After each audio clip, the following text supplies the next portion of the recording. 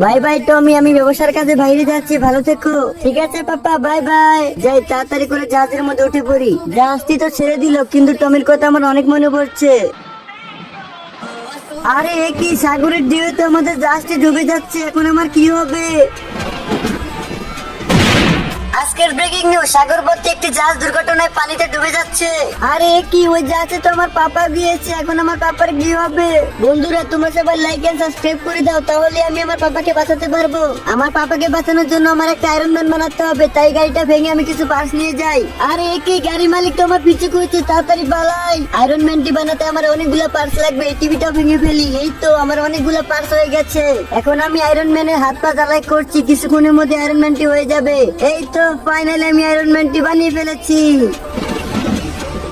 আমি আয়রন ম্যানের ভিতরে ঢুকে পড়েছি, তাড়াতাড়ি যাই, ওই জাহাজটিকে আমার সাগরের নিচ থেকে উপরে উঠাতে হবে। এই তো সাগরের মধ্যে এসে পড়েছি, মনে হয় সামনে জাহাজটি।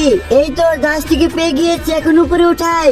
এই তো ফাইনালি আমি জাহাজটিকে পানির নিচ থেকে উপরে উঠালাম। বন্ধুরা টমি জাহাজের সবাইকে বাঁচিয়েছে, টমি যেন তাকে লাইক হতেই পারে।